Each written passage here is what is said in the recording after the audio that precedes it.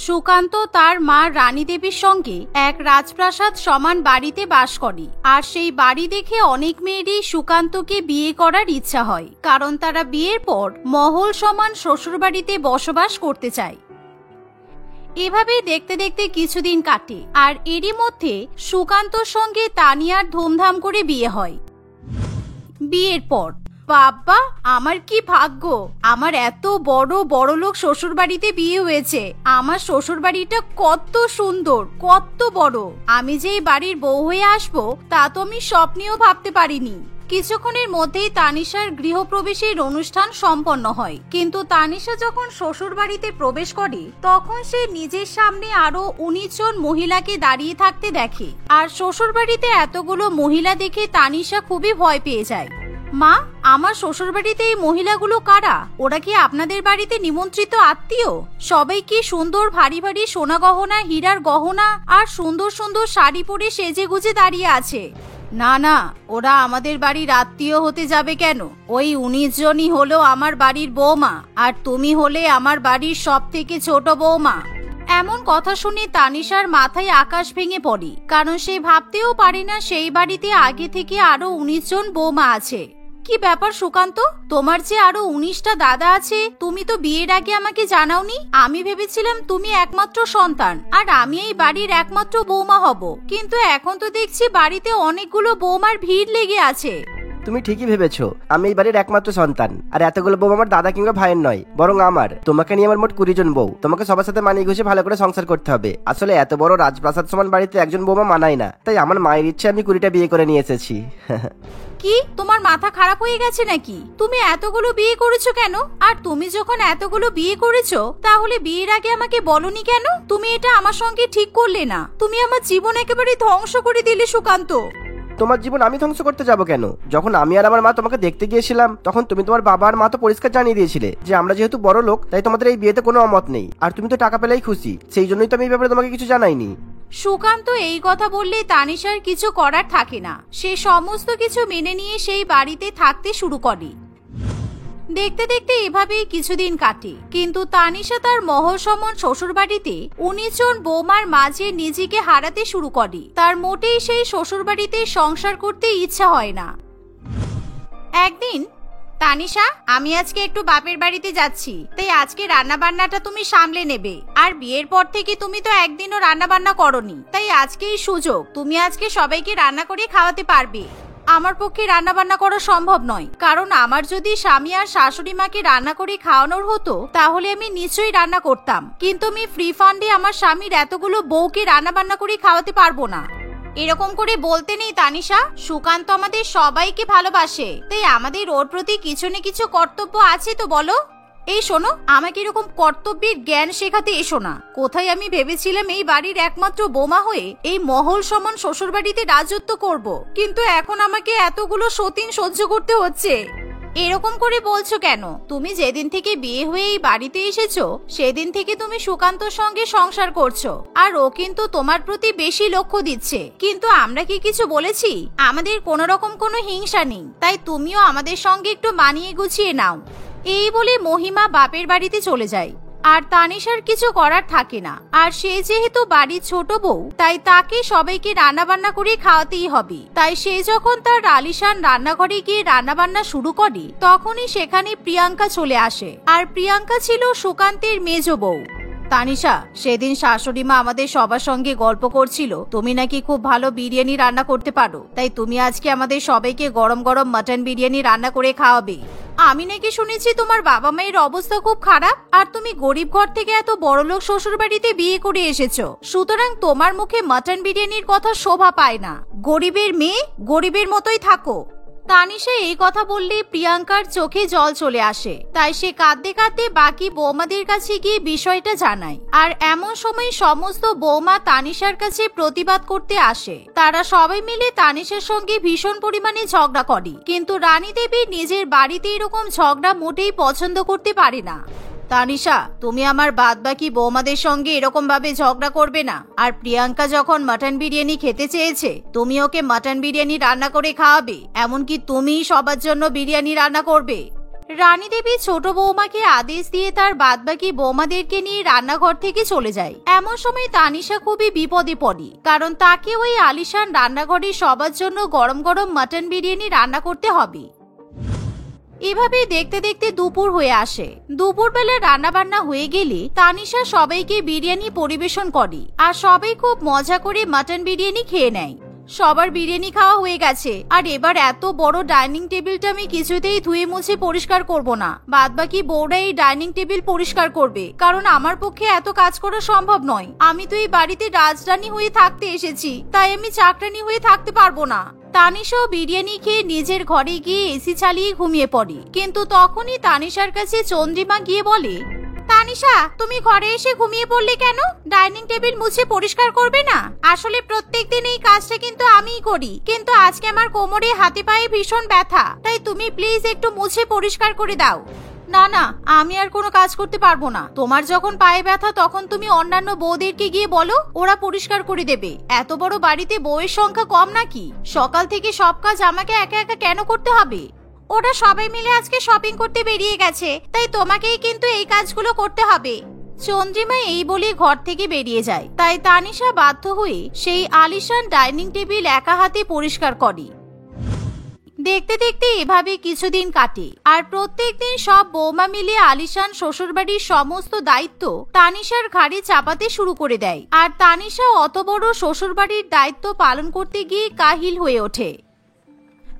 এমনই একদিন, সুকান্ত, এই বাড়িতে সব থেকে তানিশার ঘরটা বড় আর সুন্দর দেখতে, আর আমাদের ঘরের রংগুলো কেমন যেন চটে গেছে। তাই আমরা সবাই মিলে ঠিক করেছি আমরা 20 জন বৌমা তানিশার ঘরে গিয়ে থাকবো। তুমি যখন আমাদের ঘরগুলো ঠিক করে দেবে তখন আমরা আবার আমাদের ঘরে চলে যাব।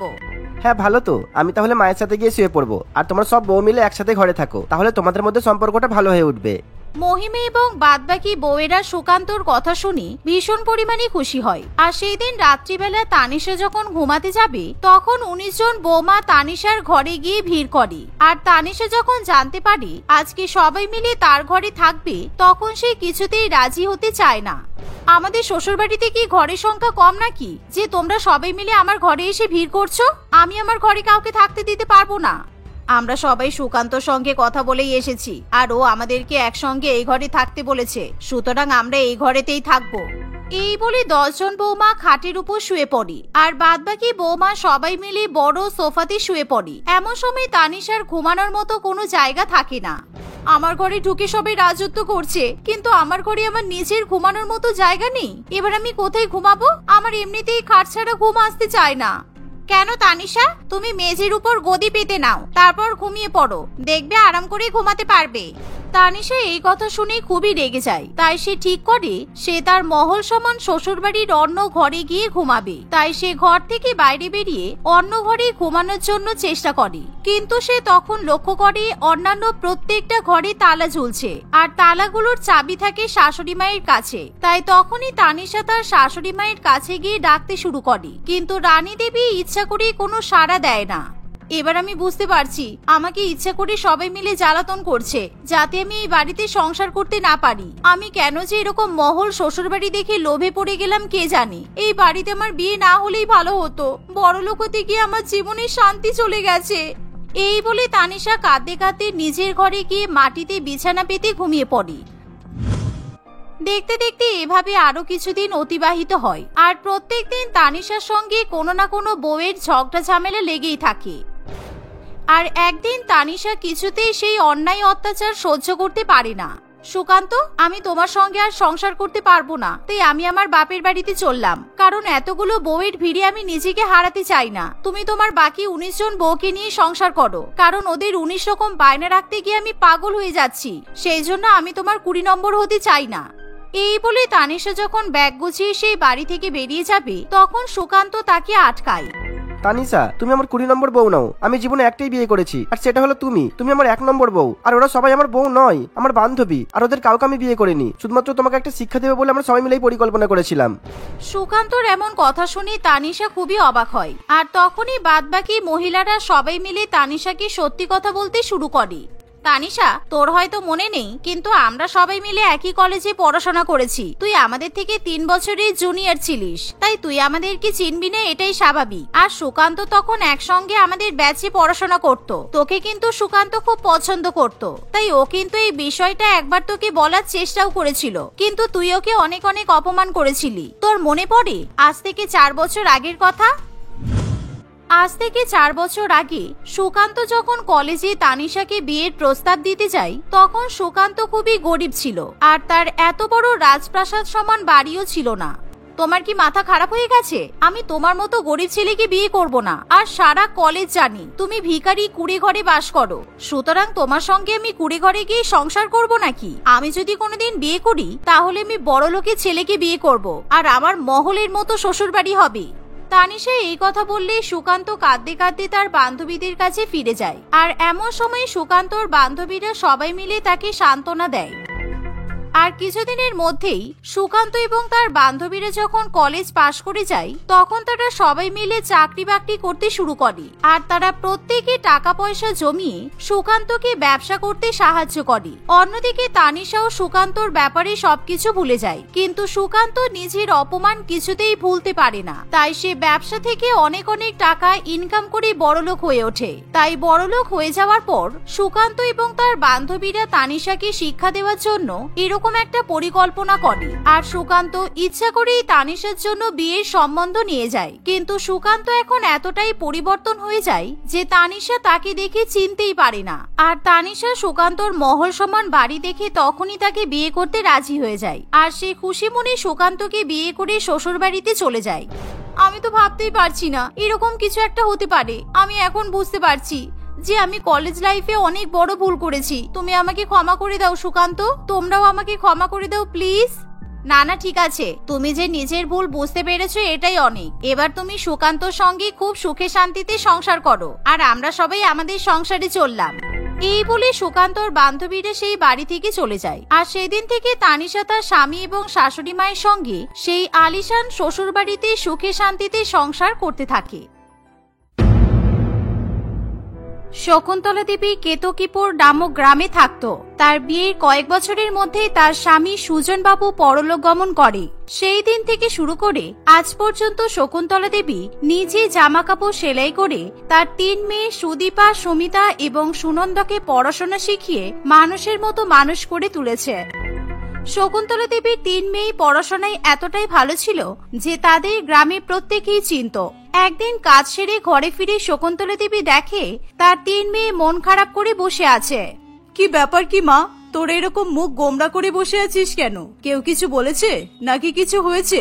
একটু আগে পর্যন্ত তো সব ঠিকই ছিল। কিছু হয়নি মা, শুধু তোমার কথা ভেবে একটু খারাপ লাগছে এই যা। তুমি আমাদের এত কষ্ট করে পড়ালে আর আমরা তার কোনো দামই দিতে পারবো না। এসব নিয়ে 3 বোনে আলোচনা করছিলাম, তাই হঠাৎ করেই মনটা খারাপ হয়ে গেল। তোদের হঠাৎ এমন কেন মনে হচ্ছে শুনি? কি হলোটা কি এমন? কি আর হবে মা, আমরা এত কষ্ট করে পড়াশোনা করলাম, তুমি এভাবে দিনরাত এক করে নিজের মাথার ঘাম পায়ে ফেলে আমাদের পড়াশোনা শেখালে। সমস্ত রকম পরীক্ষায় আমরা ভালো নম্বরও পেলাম, কিন্তু কি? তোর এরকম অর্ধেক অর্ধেক করে কথা বলিস কেন? একেবারে পুরো কথাটা বলতে কি অসুবিধা হচ্ছে? ভালো হোক মন্দ হোক আমাকে তো জানতেই হবে তোরা কি ভাবছিস কি না ভাবছিস। আসলে আগের মাসে আমরা যে চাকরির পরীক্ষাটা দিয়েছিলাম তার ফল বেরিয়েছে। আমাদের 3 জনেরই শহরে চাকরি হয়েছে। সেই কারণে আমরা খুব চিন্তায় পড়ে গেছি। এতদিন জানতাম কি করব, কিন্তু আজকে একেবারে কিছু বুঝতে পারছি না আমরা। আসলে তোমাকে একা রেখে শহরে যেতে আমাদের কারোরই মন চাইছে না। আমরা তো আগে কখনো এভাবে তোমাকে একা রেখে কোথাও যাইনি, তার উপর তোমার বয়সও হয়েছে, তাই আর কি। শকুন্তলা দেবী তার মেয়েদের সঙ্গে বেশ অনেকক্ষণ এই ব্যাপারে কথা বলে। পরে তারা সবাই মিলে সিদ্ধান্ত নেয় যে সুদীপা, সুমিতা এবং সুনন্দা 3 জনেই শহরে চাকরি করতে যাবে। শকুন্তলা দেবী নিজের সামর্থ্য মতো সমস্ত রকম জিনিসপত্র দিয়ে তার মেয়েদেরকে শহরে যাওয়ার বন্দোবস্ত করে। তার খুব কষ্ট হলেও সে তার 3 মেয়েকে শহরে যাওয়া থেকে আটকানোর চেষ্টা করে না। মেয়েরা চলে যাওয়ার পর বৃদ্ধ শকুন্তলা দেবী প্রচন্ড একা হয়ে পড়ে। সেলাইয়ের কাজ এবং ঘরের সমস্ত কাজ সামলে সে প্রচন্ড ক্লান্ত হয়ে পড়ে। একা একা যখন সামলাতে পারবে না তখন কি দরকার ছিল মেয়েগুলোকে শহরে পাঠানোর? আর তোমার সামর্থ্যের থেকেও বড় কথা, গ্রামের মেয়েরা শহরে গেলে কিরকম বিগড়ে যায় তা তো তুমি জানোই। দেখো, হয়তো তোমার মেয়েরা কাজবাজ না করে হয়তো ফুর্তি করে বেড়াচ্ছে, আর তুমি এখানে কেটে মরছো। আপনি এগুলো কাদের উদাহরণ আমাকে দিলেন আমার জানা নেই, তবে আমার মেয়েরা এরকম নয়। ওরা যখন কাজ করবে বলে গেছে তখন আমি নিশ্চিত যে ওরা কাজই করছে। দেখতেই পাবো কত কাজ করছে। ওদের এখান থেকে গিয়ে তো 1 সপ্তাহ হয়ে গেছে। ওরা একবারে তোমায় ফোন করেছে? তোমার ছেলেটা ওইভাবেই হাতছাড়া হয়েছিল। শহরের গুণাগুণ আমার ভালোভাবেই জানা আছে। এই কথা শুনে শকুন্তলা দেবী প্রচন্ড ভয় পেয়ে যায়। এই কথা সত্যিই ছিল যে শহরে যাওয়ার পর থেকে তার মেয়েরা তাকে একবারও ফোন করেনি।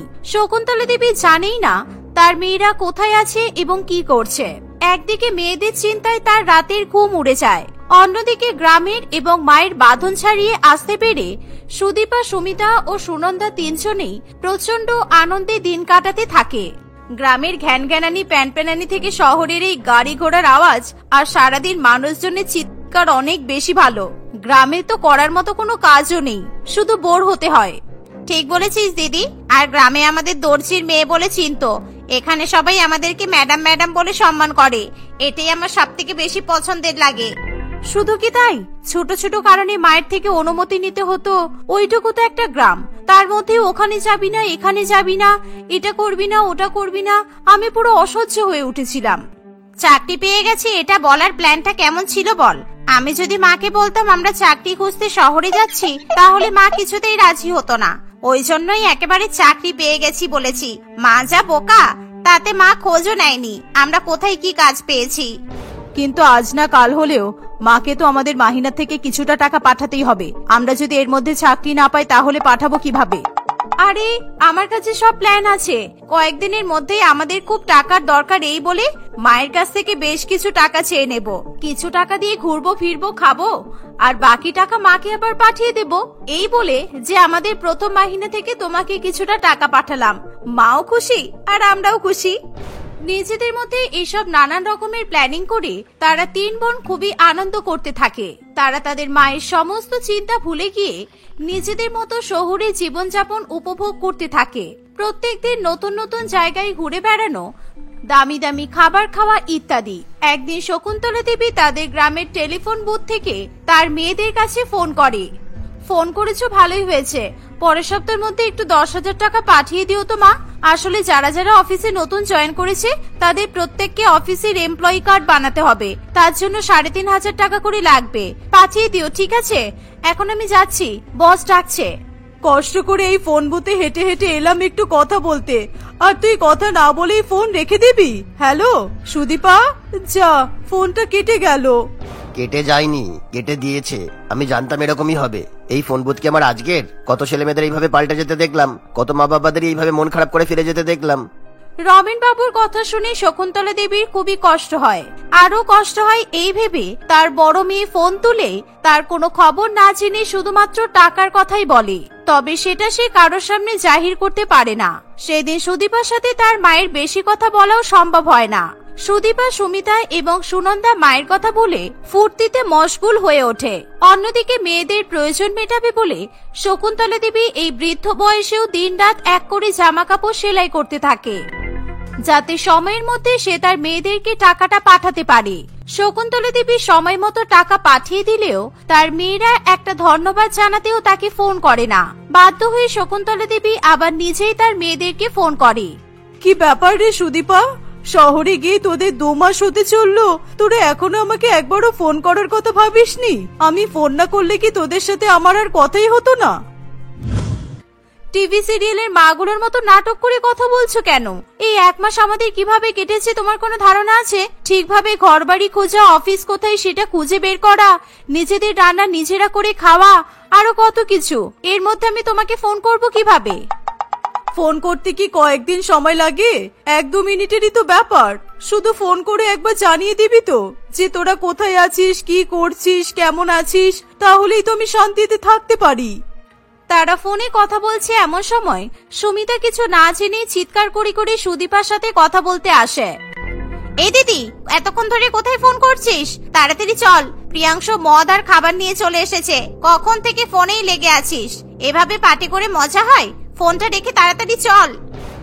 সুমিতার গলার শব্দে শকুন্তলা দেবী আকাশ থেকে পড়ে। ওটা সুমিতার গলা না? ও কি বললো? তোরা শহরে গিয়ে মদ খাওয়া শুরু করেছিস? কি চলছে কি ওখানে?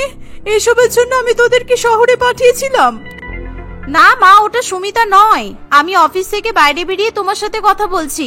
রাস্তায় এটা একটা মেয়ে অন্য আরেকজনকে বলেছে। তোমার যদি আমাদের প্রতি বিশ্বাস না হয় তুমি এসে নিচে দেখে যেতে পারো। অযথা ফোনের ওপর থেকে এভাবে আমাদের উপর সন্দেহ করবে না। এই বলে সুদীপা ফোনটা কেটে দেয়। যে মেয়েদের নিজের গর্ভে ধারণ করে এতগুলো বছর মানুষ করলাম, সেই মেয়েরাই কিভাবে আমাকে মিথ্যা কথা বলছে? সেই মেয়েরা ভাবছে আমি তাদের গলা চিনতে পারবো না। যেভাবেই হোক আমাকে শহরে যেতেই হবে। একটু সাহায্য করতে পারবেন রমেন দাদা? আপনার যত টাকা লাগে আমি দেব। দরকার হলে আমার সেলাই মেশিনটাও আপনি নিয়ে নিন। তোমার সেলাই মেশিন আমার লাগবে না, ওটা তোমার কাছেই থাকুক। কিন্তু সমস্যা হচ্ছে ওটা কোথায় থাকে সেটাই তো তুমি জানো না। এত বড় শহরে তুমি ওদের কোথায় খুঁজবে? সে আমি ঠিক খুঁজে নেব। আপনি শুধু আমাকে একটু শহরের ট্রেনে তুলে দেওয়ার ব্যবস্থা করুন। আমি ওসব ট্রেনের সিট দেখে ঠিকঠাক করে বসতে পারবো না। আমাকে ট্রেনে দিয়ে আসলেই আমি চলে যেতে পারবো। দেখতে দেখতে কয়েকদিন কাটে। শকুন্তলা দেবী তাদের গ্রামের লোকেদের সাহায্য নিয়ে ঠিক শহরে এসে পৌঁছে যায়। স্টেশন থেকে বেরোতেই সৌভাগ্যবশত সে তার ছোট মেয়ে সুনন্দাকে দেখতে পায়। সুনন্দা কানে হেডফোন লাগিয়ে রাস্তা দিয়ে হেঁটে যাচ্ছিল। সেই কারণে তার মা তাকে অনেকবার করে ডাকা সত্ত্বেও সুনন্দার কানে কোনো আওয়াজই যায় না। সুনন্দার পিছু নিয়ে শকুন্তলা দেবী তার মেয়েরা যেখানে থাকে সেই জায়গায় চলে আসে। সেখানে এসে শকুন্তলা দেবী তার মেয়েদেরকে ছোট ছোট জামা কাপড় পরে থাকতে দেখে খুবই অবাক হয়। সে দেখে যে তার মেয়েদের ঘরের চারিদিকে শুধু মদের বোতল পড়ে আছে। তোরা তো একদম শহরের মডার্ন মেয়ে হয়ে গেছিস। পোশাক আশাক ছোট হয়ে গেছে, নিজেদের অভ্যাসেও পরিবর্তন এনেছিস। এতটা পরিবর্তন দেখবো আশা করিনি। শকুন্তলা দেবীর কথা শুনে তাদের ঘরের ভেতরে থাকা আরো কয়েকজন বন্ধু বান্ধব সেখানে চলে আসে। কি ব্যাপার? এই মহিলাটা কে? হঠাৎ তোমাদের এমন শাসন করছে কেন? তোমাদের মা বুঝি? কিন্তু তোমরা যে বলেছিলে তোমাদের মা বাবা কেউ নেই। আমরা 3 বোনই এক অপরের সম্বল। আরো কত কি? আমি কিছু ভুল বলিনি প্রিয়াংশু। এই মহিলা আমাদের মা নয়। আমাদের গ্রামের বাড়ির সবচেয়ে পুরানো আর বিশ্বস্ত কাজের লোক হলো এই মহিলা। নিশ্চয়ই আমাদের কাজে সাহায্য করার জন্য গ্রাম থেকে ওনাকে কেউ শহরে পাঠিয়েছে। কাজ করতে শহরে এসে তোমাদের এত জ্ঞান দিচ্ছে? এই নাকি তোমাদের গ্রামের লোকেরা শান্তশিষ্ট হয়? সাথে করে একটা বস্তা আরো কি সব তো নিয়ে এসেছে। কি সব নয় বাবা, আমি তো একজন দর্জি। আমি অনেক জামা কাপড় বানাই। শহরে আসার আগে তাই ভাবলাম দিদিমণিদের জন্য কয়েকটা জামা বানিয়ে নিয়ে যাই। এখানে এসে ওনাদের পোশাক আশাক দেখে মনে হচ্ছে না ওনারা আমার বানানো এই বড় বড় সালোয়ার কামিজ আর পরতে রাজি হবেন। সুদীপা, সুমিতা এবং সুনন্দার এক বান্ধবী খানিকটা নেশার ঘরে শকুন্তলা দেবীর উপর রাগ দেখিয়ে তার গায়ে হাত তোলে। এই বুড়ি, গ্রাম থেকে শহরে এসে আমাদের শহরের মেয়েদের জামা কাপড় নিয়ে বড় বড় বাতেলে দিচ্ছিস? তুই জানিস আমি কে? আমাদের পোশাক আশাক নিয়ে কিছু বললে তোকে তোর ওই সালোয়ার কামিজের মধ্যে বেঁধে আবার তোকে গ্রামে পাঠিয়ে দেব। বন্ধু বান্ধবরা এমন ভাবে অপমান করছে দেখেও তার মেয়েরা সেই অপমানের কোন রকম প্রতিবাদ করছে না দেখে শকুন্তলা দেবীর খুবই কষ্ট হয়। শকুন্তলা দেবী চোখে জল মুছতে মুছতে নিজের ব্যাগ থেকে তার মেয়েদের জন্য নিয়ে আসা নিজের হাতে সেলাই করা জামাগুলো বের করতে থাকে। বের করতে করতে হঠাৎই তার একটা ফটো ফ্রেম মাটিতে পড়ে যায়। এই ফটো ফ্রেমটা দেখি। এটা দেখে মনে হচ্ছে তো আপনার সাথে সুদীপা, সুনিতা, সুনন্দার ছবি আছে। সুদীপা, সত্যি করে বলো তো তুমি ইনি তোমাদের কে হন? মানে তুমি এই ফটো ফ্রেমটা কেন এনেছো এখানে? কি প্রমাণ করার জন্য এনেছিলে? গ্রামে যেভাবে সবাই আমাদের দর্জির মেয়ে বলে চিনতো, তুমি কি চাইছিলে শহরে এসেও সেটাই হোক? তুমি কি আমাদের কখনোই শান্তিতে থাকতে দেবে না? আসলে আমার কথা তো তোদের কখনো মনে পড়ে না, তাই ভাবলাম যদি আমার একটা ছবি তোদের কাছে দিয়ে যাই, ওটা দেখলে হয়তো তোদের আমার কথা মনে পড়বে আর তোরা আমাকে মাঝে মাঝে ফোন করবি, তাই আমি এটা নিয়ে এসেছিলাম। মানে ইনি সত্যিই তোমাদের মা? তোমাদের মাকে তোমরা আমাদের সবার সামনে এভাবে অপমান করলে? তোমার বান্ধবী তোমার মায়ের গায়ে হাত তুললো, তাও তুমি প্রতিবাদ করলে না? তুমি আমাদের ভুল ভাবছো। আমরা পিঙ্কিকে পরে বুঝিয়ে বলতাম। আমি তোমাদের সাথে আর কোনো রকমের কথা বলতে চাই না। যারা নিজের মায়ের আপন হয় না, নিজের মাকে সম্মান করে না, আমি তাদের বন্ধু বলে ভাবতেও পারি না। ছি ছি সুদীপা, ছি। এই চল তোরা। প্রিয়াংশুর কথায় তারা নিজেদের ভুল বুঝতে পারে। তারা 3 বোন তাদের মায়ের কাছে হাত জোড় করে ক্ষমা চায়। তারা 3 বোন আর অন্য কোনো রকমের ভুলভাল কাজ না করে চাকরির ব্যবস্থা করতে থাকে। কিছুদিনের মধ্যেই তারা 3 বোন একটা ভালো কোম্পানিতে চাকরি পেয়ে যায়।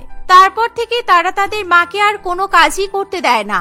শকুন্তলা দেবী এবং তার 3 মেয়ে সুখে শান্তিতে শহরেই জীবনযাপন করতে থাকে।